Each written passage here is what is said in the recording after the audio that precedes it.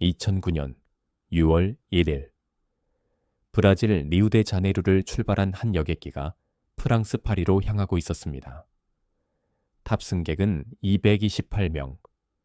여객기는 대서양 상공 11,000m 위를 지나고 있었습니다. 비행은 평범해 보였습니다. 객실은 조용했고 대부분의 승객들은 잠들어 있었습니다. 하지만 그날 새벽 조종석 안에서 이상한 경고음이 울리기 시작합니다. 자동 조종 장치가 해제됩니다. 속도 정보가 사라지기 시작합니다. 그리고 그 순간부터 조종사들은 자신들이 어떤 상태에 놓여 있는지 조금씩 판단하지 못하기 시작합니다. 밖은 완전한 어둠이었습니다. 아래에는 끝없는 대서양만 펼쳐져 있었습니다. 그리고 단 몇 분 뒤 에어프랑스 447편은 레이더에서 사라집니다.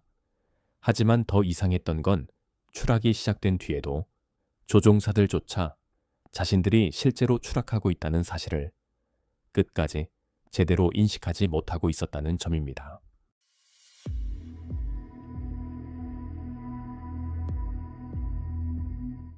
에어프랑스 447편은 브라질 리우데자네이루 국제공항을 출발했습니다.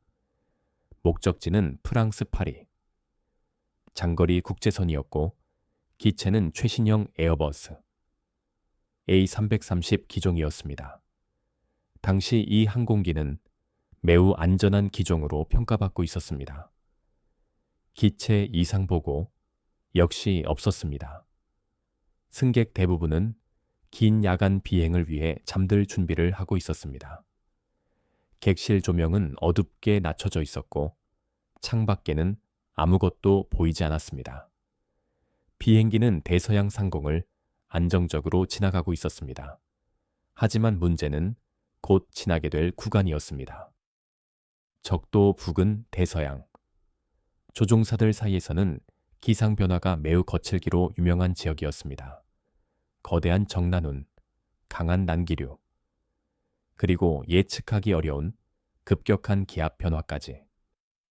그날 밤 447편은 그 폭풍 구역 안으로 들어가기 시작합니다. 하지만 당시만 해도 기장은 상황이 심각하지 않다고 판단했습니다. 실제로 다른 항공기들 역시 비슷한 항로를 지나고 있었습니다. 그리고 얼마 뒤 기장은 잠시 휴식을 위해 조종석을 떠납니다. 조종석에는 2명의 부기장만 남게 됩니다. 그 선택은 몇 분 뒤 전혀 다른 결과로 이어지게 됩니다. 하지만 그 순간까지도 누구도 예상하지 못했습니다. 이 비행이 곧 항공 역사상 가장 혼란스럽고 가장 이해하기 어려운 추락 사고 가운데 하나로 기록되게 될 거라는 사실을 새벽 2시경 비행기는 폭풍 구역 깊숙이 진입하고 있었습니다. 창밖은 거의 아무것도 보이지 않았습니다. 강한 구름층과 난기류가 기체를 흔들기 시작합니다. 하지만 진짜 문제는 밖이 아니라 기체 내부에서 시작되고 있었습니다. 갑자기 비행기의 속도를 측정하던 장치들이 이상 신호를 보내기 시작합니다. 얼음 입자들이 센서를 막고 있었던 겁니다. 그리고 바로 그 순간 자동 조종 장치가 해제됩니다. 짧은 경고음이 조종석 안에 울려 퍼집니다. 비. 순간적으로 조종은 사람의 손으로 넘어갑니다. 문제는 그때부터였습니다. 조종사들은 비행기가 지금 어떤 상태에 놓여 있는지 정확하게 판단하지 못하기 시작합니다. 계기판 정보는 서로 다르게 표시되기 시작합니다. 한쪽은 속도가 위험할 정도로 낮다고 말하고 다른 쪽은 아직 정상 범위라고 표시하고 있었습니다. 조종사들은 점점 더 혼란스러워지고 있었습니다. 그리고 그 짧은 순간 부기장 중 한 명이 기술을 위로 당기기 시작합니다. 비행기는 상승합니다. 하지만 고도가 높아질수록 위험 역시 빠르게 커지고 있었습니다. 기체는 점점 느려지고 있었습니다.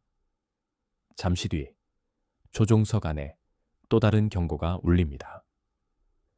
기체가 정상적인 비행 상태를 잃고 있다는 경고였습니다. 잠시 정적이 흐른 뒤 같은 경고음이 다시 반복됩니다. 기체는 이미 위험한 상태에 들어가고 있었습니다. 하지만 이상한 점이 있었습니다. 조종사들은 자신들이 어떤 상황에 놓여 있는지 즉시 이해하지 못하고 있었습니다. 오히려 그들은 기체가 충분히 떠오르지 못하고 있다고 판단하기 시작합니다. 그리고 그 오해는 돌이킬 수 없는 방향으로 이어집니다. 비행기는 이미 정상적인 비행을 유지하기 어려운 상태에 들어가고 있었습니다. 하지만 가장 큰 문제는 조종사들이 그 사실을 전혀 인식하지 못하고 있었다는 점입니다. 기체는 계속 흔들리고 있었습니다. 경고음 역시 반복되고 있었습니다.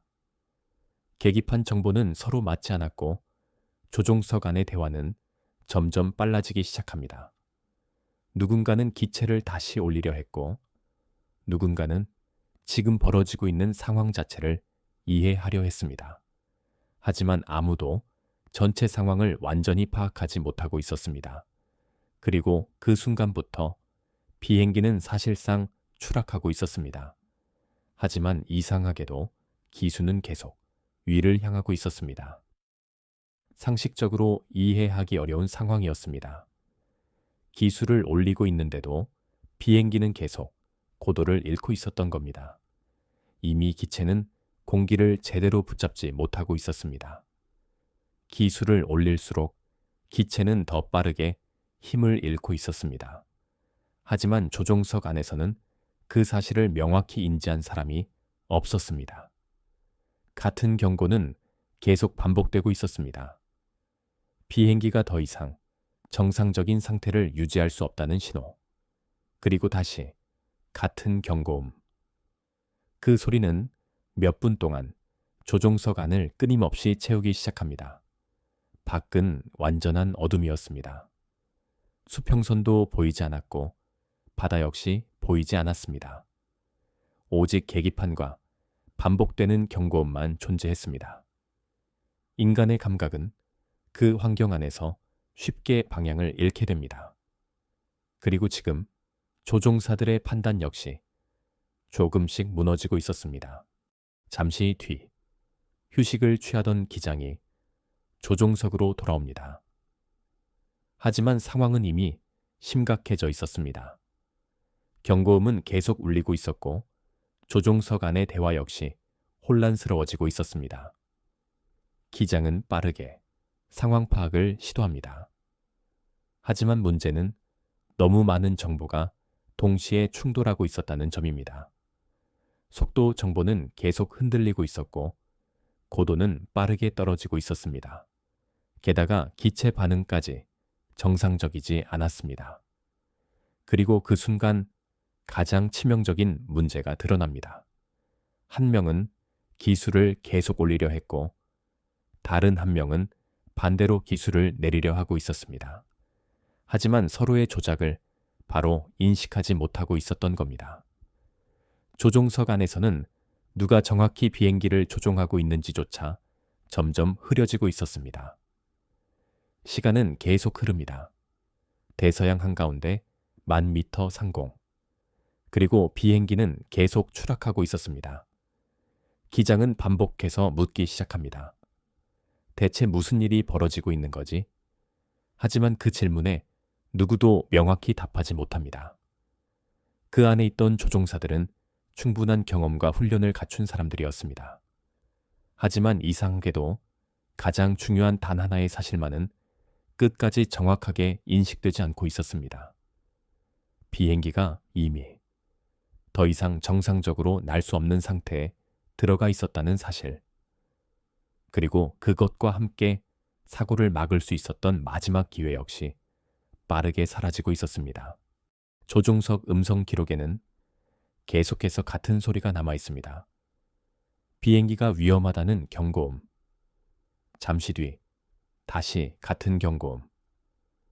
경고 시스템은 계속해서 기체 상태를 알리고 있었습니다. 하지만 조종사들은 극도의 혼란 속에서 정보를 잘못 해석하기 시작합니다. 특히 야간 비행에서는 시각 정보가 거의 존재하지 않습니다. 몸의 감각 역시 쉽게 착각을 일으킵니다. 상승하는 것처럼 느껴지기도 하고 반대로 추락하는 것처럼 느껴지기도 합니다. 그리고 지금 조종사들은 서로 다른 판단 속에서 움직이고 있었습니다. 누군가는 기체를 올리려 했고 누군가는 속도를 회복하려 했습니다. 하지만 이미 기체는 정상적인 반응을 하지 못하고 있었습니다. 고도는 계속 떨어집니다. 하지만 바다는 보이지 않았습니다. 어둠 속에서는 추락조차 현실감 없이 다가옵니다. 그 순간 조종석 안에는 아주 이상한 공포가 존재했을지도 모릅니다. 무슨 일이 벌어지고 있는지는 느끼고 있었지만 왜 그런지는 아무도 정확히 이해하지 못하고 있었습니다. 그리고 더 무서운 건 그 혼란이 끝까지 정리되지 않았다는 점이었습니다. 몇 분 뒤 경고음 사이로 마지막 대화들이 남습니다. 그리고 곧 모든 기록이 끊깁니다. 에어프랑스 447편은 대서양 한가운데로 추락합니다. 탑승객 228명 전원이 그 사고로 목숨을 잃었습니다. 하지만 사고 직후 정확한 추락 위치조차 확인되지 않았습니다. 마지막 교신 이후 비행기는 완전히 사라졌습니다. 수색은 곧 시작됩니다. 브라질과 프랑스, 그리고 여러 국가가 수색에 참여합니다. 하지만 문제는 바다였습니다. 끝없이 넓은 대서양, 깊은 수심과 강한 해류는 수색을 더욱 어렵게 만들고 있었습니다. 수색 범위는 계속 넓어져 갔습니다. 그리고 시간이 흐르면서 사람들 사이에서는 또 다른 의문이 커지기 시작합니다. 왜 아무것도 발견되지 않는가? 거대한 여객기였습니다. 하지만 흔적은 거의 보이지 않았습니다. 몇 주 뒤 일부 잔해와 시신이 발견됩니다. 하지만 가장 중요한 블랙박스는 끝내 발견되지 않았습니다. 그리고 사고 원인 역시 여전히 명확하지 않았습니다. 시간은 계속 흐릅니다. 언론은 여러 추측을 내놓기 시작합니다. 폭발, 테러, 기체 결함, 조종 실수. 하지만 누구도 정확한 답을 말하지 못합니다. 그리고 그렇게 에어프랑스 447편은 끝내 설명되지 않는 추락 사고로 남게 됩니다. 사고 발생 거의 2년 뒤 심해 수색팀은 마침내 대서양 심해에서 블랙박스를 발견합니다. 수심 약 4,000m, 빛조차 닿지 않는 깊이였습니다. 그리고 그 안에는 사고 직전 몇 분간의 기록이 그대로 남아 있었습니다. 사람들은 충격을 받습니다. 거대한 폭발도 없었습니다. 테러도 아니었습니다. 기체 자체가 완전히 파괴된 것도 아니었습니다. 비행기는 마지막 순간까지 어느 정도 조종이 가능한 상태에 가까웠습니다. 하지만 조종사들은 비행기가 이미 위험한 상태에 들어가 있었다는 사실을 끝까지 정확히 이해하지 못하고 있었습니다. 그리고 가장 충격적인 사실, 추락 직전까지도 기술을 계속 위로 당기고 있었다는 점이었습니다. 그 몇 분 동안 비행기는 사실상 공중에서 떨어지고 있었습니다. 하지만 조종석 안에서는 비행기가 이미 추락하고 있다는 사실조차 끝내 제대로 받아들여지지 못하고 있었습니다. 블랙박스 기록이 분석되면서 사고 당시 상황 역시 조금씩 드러나기 시작합니다. 비행 속도를 측정하던 장치에는 이상이 발생하고 있었습니다. 그 순간 자동 조종 장치는 해제됩니다. 그리고 조종석 안에서는 판단이 빠르게 무너지기 시작합니다. 조종사들은 서로 다른 판단 속에서 움직이고 있었고 비행기는 점점 정상적인 비행 상태를 유지하지 못하게 됩니다. 조사팀은 여러 원인들이 서로 연결되어 있었다는 사실을 확인하게 됩니다. 하지만 사람들은 여전히 질문을 남깁니다. 정말 그것만으로 이 사고를 설명할 수 있는가? 왜 숙련된 조종사들조차 끝까지 상황을 정확히 이해하지 못했는가? 그리고 왜 수많은 경고 속에서도 결정적인 판단은 이루어지지 못했는가? 에어프랑스 447편은 단 몇 분 만에 추락했습니다. 하지만 그 사고가 남긴 질문들은 지금까지도 완전히 사라지지 않았습니다. 그 안에 있던 조종사들은 충분한 경험과 훈련을 갖춘 사람들이었습니다. 그리고 조종석 안에는 계속해서 경고음이 울리고 있었습니다. 하지만 완전한 혼란 속에서 그들은 자신들이 정확히 어떤 상황에 놓여 있는지 끝까지 정확히 이해하지 못하고 있었습니다. 어쩌면 바로 그 점이 이 사건을 더 충격적으로 만드는지도 모릅니다. 비행기는 마지막 순간까지 완전히 통제를 잃은 상태는 아니었습니다. 하지만 그 안에 있던 사람들은 비행기가 이미 추락하고 있다는 사실조차 제대로 받아들이지 못하고 있었습니다. 깊은 밤, 보이지 않는 바다, 끝없이 울리던 경고음, 그리고 대서양 상공에서 사라진 여객기 한 대. 그 몇 분 동안 조종석 안에서는 대체 무엇이 보이지 않고 있었던 걸까요?